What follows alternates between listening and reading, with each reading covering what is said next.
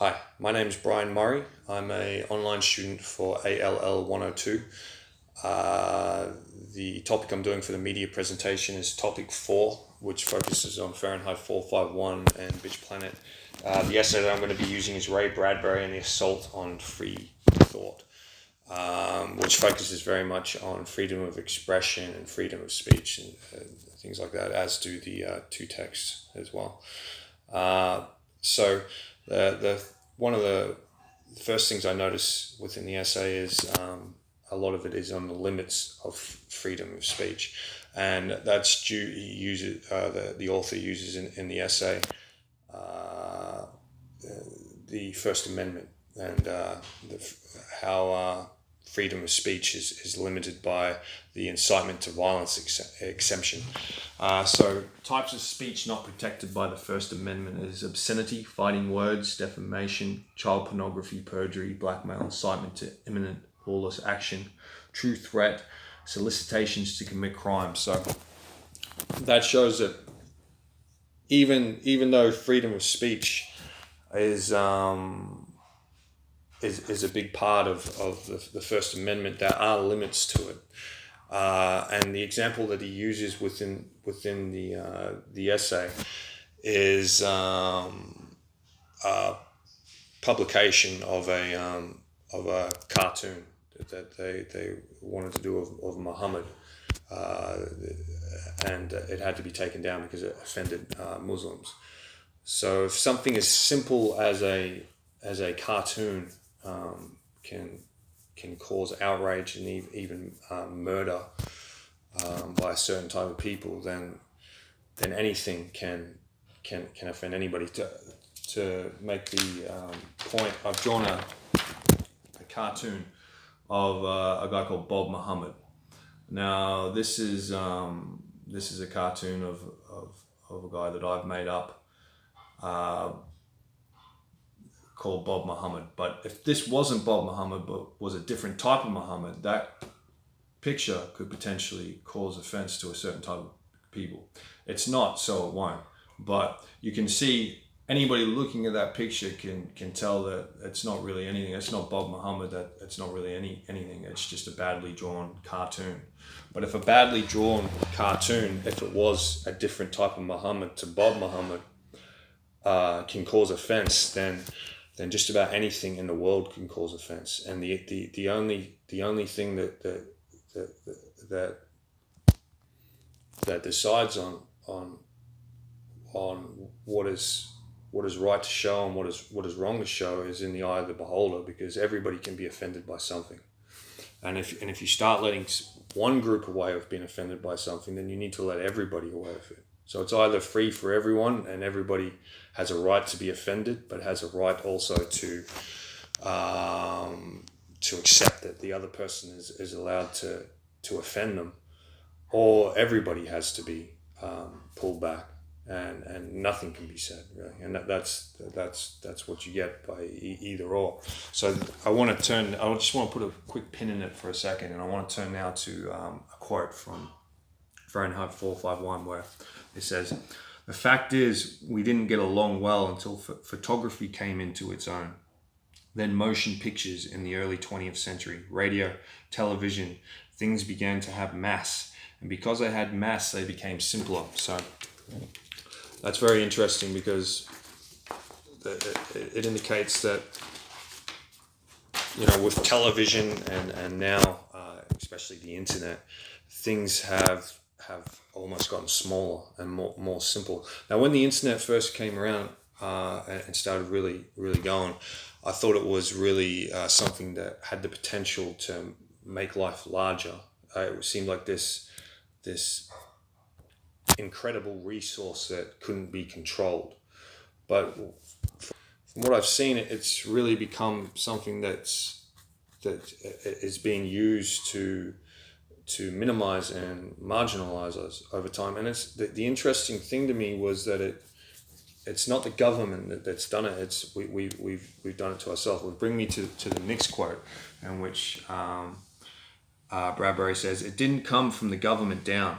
There was no dictum, no declaration, no censorship to start with. No.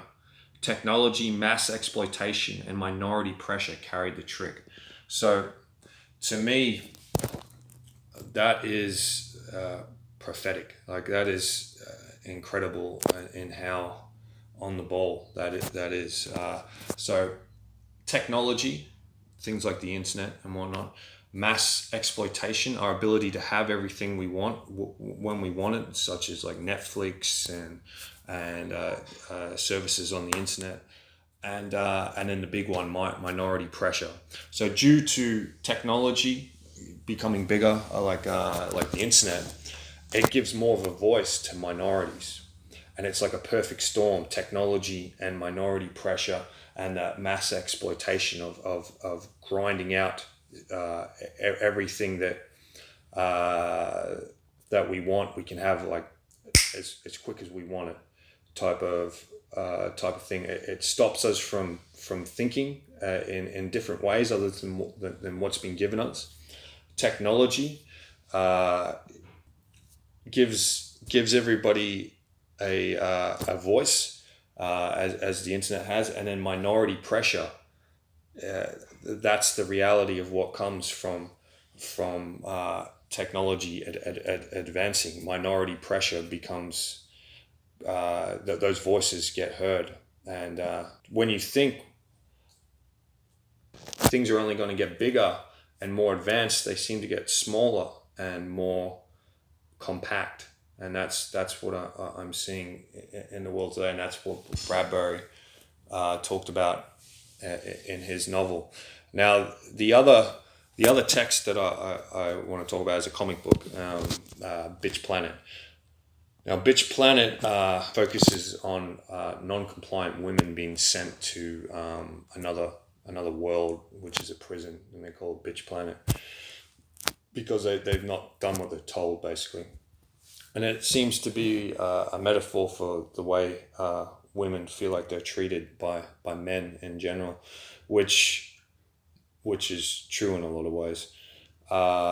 The culture has always marginalized and undermined women in general, and you can see basically the fabric of our society has always not really given women a voice. And in these times, women do seem to have more of a voice than they've ever had, and that's what the comic book seems to be trying to get at. That these women that won't fit into the male-centric image of them are shipped off to another planet, and are forced to be sport to be watched in sport for everybody back on planet Earth.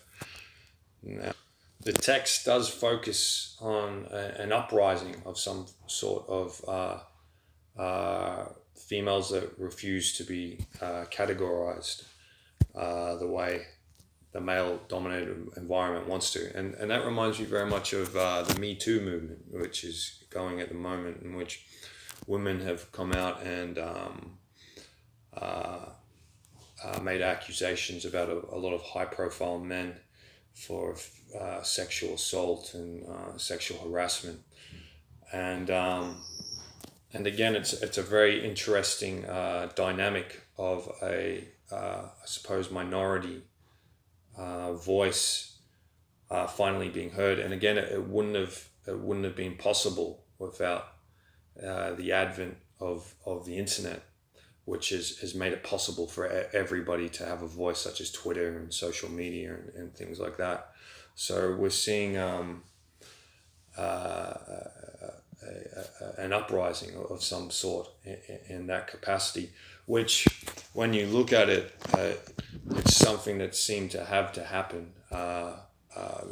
Women have been undermined, and they don't even get paid as well as men to begin with, and then they're objectified in ways that they don't. And it's an interesting time for women. For the first time, women seem to have a voice that's different to the voice that they've been given.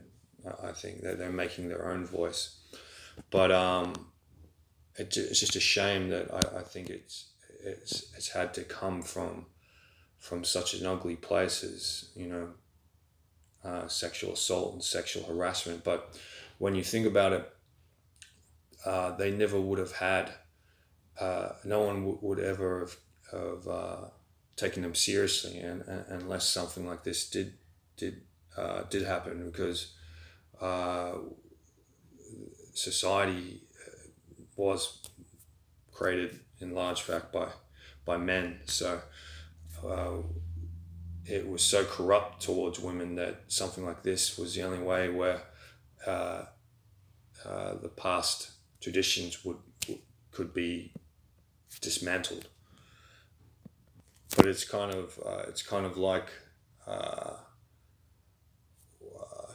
women or feminism, or what men have done to women has clashed with technology, and it's just created this perfect storm.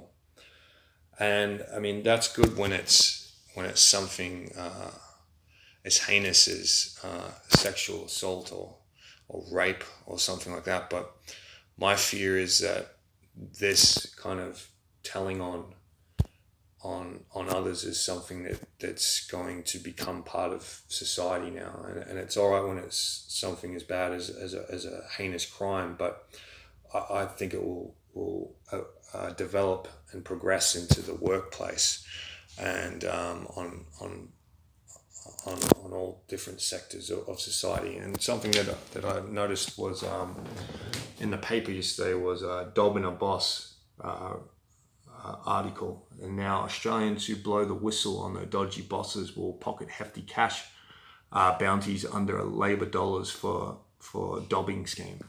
So we're creating a society in which informants are becoming a big part of it, and even lawyers are being asked to dob in any criminal stuff that's going on, and they'll get paid for it. So again, Bradbury talks in his novel that these changes that came about, they didn't come from the government. They came from minority pressure and us, but the government took advantage of it in the end. So the government will take advantage of this kind of authority in general. This kind of culture of denouncement that we're doing at the moment, it started off with the Me Too movement, but it's in popular culture as well. Kevin Hart has been taken off the Oscars because of tweets he said years ago about homophobic material. Roseanne Barr got her show taken off because of racist things that she said. So we're now living in a culture where denouncement is becoming a part of it, and it's so on the bullseye what Bradbury said, that it all comes from us, from minority pressure and technology, minority pressure clashing with technology and mass exploitation. And it seems, I may be wrong, but it seems to really be going full throttle at the moment, and that's what I'm seeing with a lot of this denouncement and whatnot, and that it could really progress into something quite scary. And in the essay, he uses examples of. In the essay, the author uses an example of using language on campus that offends certain people, or just behavior in general. They say people charged with violations of speech codes and harassment regulations, often for such things as leering or making bad jokes, or using words that these days in verboten, or expressing an unpopular point of view, or criticizing a protected group, find campus investigation to be highly prejudicial and one-sided. A scandalous reality is that these codes and policies rarely even mention the problem of false and trivial accusations, and do nothing to discourage them, thus making it a game that invariably favors the accuser at the expense of the accused. So that is a problem that it's a good thing when it is for a good reason, and there is somebody that's done something wrong. But when you open the door to that type of thing, you create a culture of denouncement, and that's the problem that I see due to technology, mass exploitation, and minority pressure that we're now entering into more than any other time I've ever seen. And texts like Fahrenheit 451 really show the dangers that he was worried about back in the 50s or whenever he wrote the novel.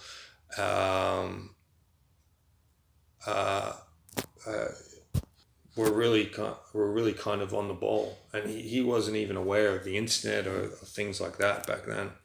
And then comic books like Bitch Planet show from the other side where a minority group can be so marginalized and undermined that that their voice has not been heard. So it becomes this perfect storm of people not being respected and needing to have their voice heard. Now the danger that I see is we've got to be very careful where we direct our offense, because more our rights and our liberties might be taken as a result. So I want to finish now onto my favorite quote in Fahrenheit 451. He says, "To everything there is a season. Yes, a time to break down and a time to build up. Yes, a time to keep silence and a time to speak. Yes, all that, but what else? What else? Something. So I really like the way Fahrenheit 451 ends, because he meets the people that are camping, and they have the texts, but they read them and then burn them. So really, freedom of thought in the end is more important than freedom of expression, of freedom of speech. And I think that is the way to go. But as the quote says, you've got to pick your battles wisely. So freedom of thought, and wait for your time to actually to speak. There's a time to speak and there's a time to not speak, and yeah. So that's a very wise thing. I think he was getting at the end of that. So yeah, that's my presentation. So I hope you enjoyed it. I'll see you later.